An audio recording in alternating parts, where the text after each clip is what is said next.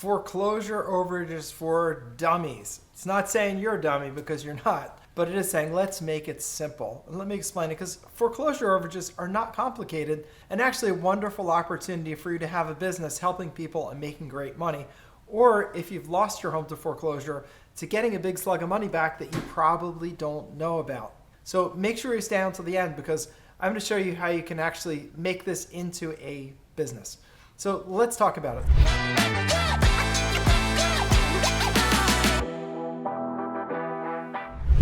What foreclosure overages are is when money is left over after a property is sold at a foreclosure auction. That money that's left over is available to the former owner to claim as their own money. And often this is a lot of money, tens of thousands, often $100,000 or more, and sometimes even hundreds of thousands of dollars that's left over that is your money if you ask for it. But here's the thing.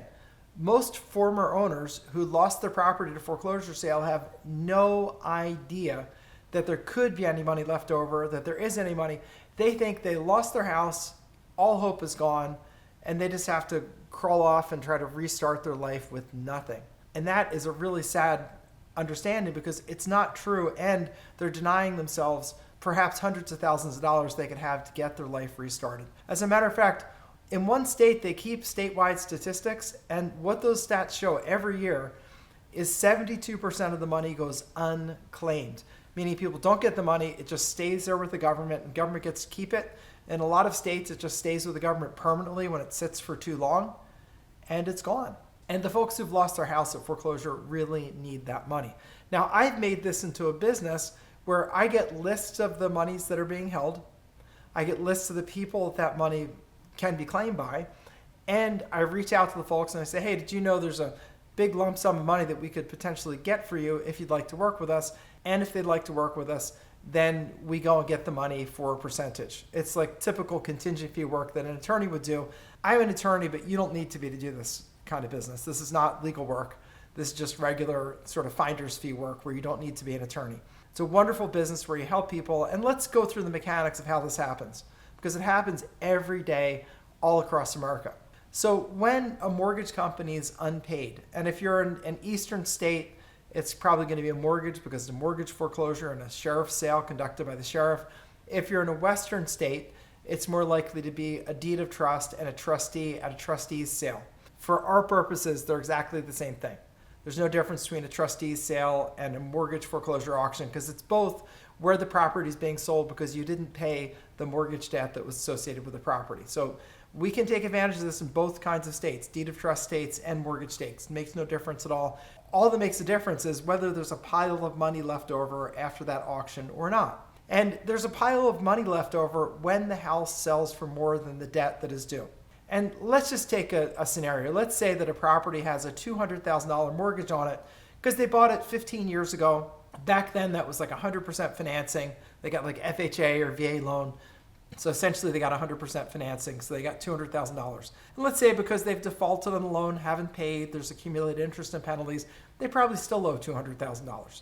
So there's a $200,000 mortgage, but today, that property is probably worth $400,000 or more, because if we go back from 15 years ago to today, properties have more than doubled in value.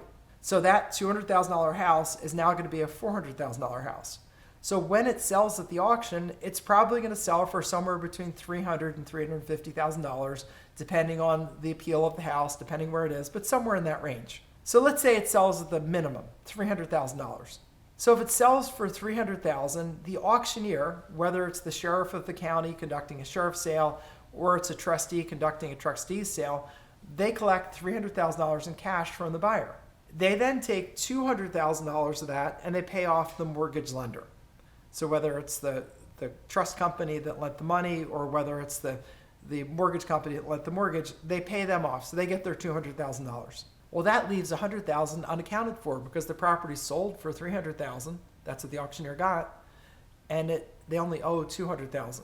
So that extra $100,000 is just sitting there waiting for the former owner to show up, make a claim on the money, and get the money.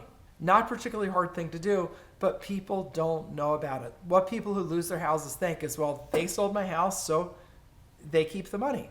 They're not thinking past that. And it makes sense, right? It's logical, but it just, sometimes law is not completely logical, at least not at first blush. And what really happens at these sales is the property is forced to be sold because this debt is owed. The debt is paid first, and anything that's left over, the former owner can make a claim on it. So there's a process to do that. It varies by state. Sometimes it's just you fill in a form and turn it in. Other times you go to court. None of it's very difficult. Going to court is not difficult. It's something you can hire an attorney to do very inexpensively and easily because it's not complicated. So there's a method to get that extra money out, and it goes to the former owner. And the challenge for former owners is they don't know about the money. They just don't know about it. No one's telling them about it. It's not like the county is going to go after a tax sale or the mortgage company after a mortgage foreclosure sale and say, hey, by the way, we have this extra money left over. They're not doing that. They're not contacting them. And they're not bothering. First of all, the mortgage company doesn't get paid for doing that, so they're not going to bother, and they're not going to go reach out to someone they foreclosed because that's just a negative interaction. And for the government perspective, the government is the one that ultimately holds on to this money, meaning even if it's a trustee's sale or a mortgage foreclosure sale, at the end of the day, that money is going to sit in a government account waiting to be claimed. And here's the thing. If the money doesn't get claimed, the government gets to keep it. And so there's an incentive for them not to say anything. Certainly not to have staff calling people up and saying, hey, there's money, why don't you come down and apply for it? They're not doing that. If you make a claim, you do get paid. If you don't make a claim, you do not get paid. That's a really simple rule for this. So as a business opportunity, the way that it works is that we get published lists of monies that are being held on behalf of former owners. Those published lists include the amount of money that's owed, when it was deposited, and what the names of the owners are. And then we look up their contact information. That's a process called skip tracing. Pretty easy these days because the data collection that goes on people is just enormous these days. So we get their contact information, and we're either giving them a call, sending them a letter, sending them a message by Facebook or social media. We're doing that. We're sending them messages and saying, hey, we found this money that you're owed. Would you be interested in working with us to get it? We're not telling them where the money is. We're telling them we found a lump sum of money, and if they'd like to work with us, we can get it. And what our fee is a percentage of what we recover. If we don't recover anything, doesn't cost them a penny. If we recover and we win, then kind of like a contingent fee attorney, we get paid a portion of what we win.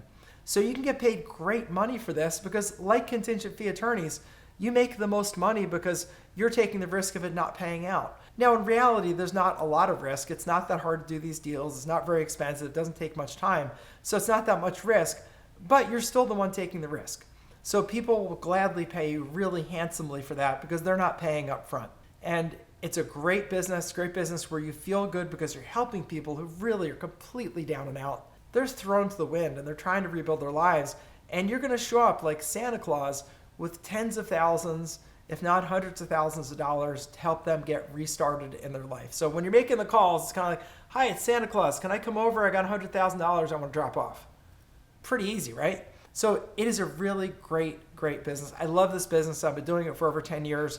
I think it's wonderful. We do millions of dollars of these deals every year, and there's hundreds of millions of dollars sitting out there. Matter of fact, right now, this very minute, there's a little over $350 million sitting in government bank accounts all across the country, over 14,000 people that are eligible to claim that money, and we're going to get to a fraction of them this year. So what I decided as a business owner and an attorney and a person with a soul and some compassion, I decided I would teach people like yourself who say, you know what, I want a good business where I help people, I can make great money for myself and my family, and I really can do good for other people. I'm going to be someone's hero today. I teach people like that how to do this as a business. Great business doesn't take much money to start it, doesn't take much money to run it. You put in the effort, you'll get the results, you can make great money. You can make it a big business, you can make it a small business just to support a retirement. You can make it a business that you can start on the side, and it can be your transition out from an employee to a business owner. Really wonderful in so many ways. So lots more details I'd love to share with you about this. So I did a video, there's a link down below. It's the intro to the Overages video. Go click on that. It's 15 to 20 minutes long. It's free right here on YouTube. And there I go more in depth, tell you more about the details. And if you want to take the next step and actually start one of these businesses, I show you where you can get that training to get started because I offer courses on it. I offer live events.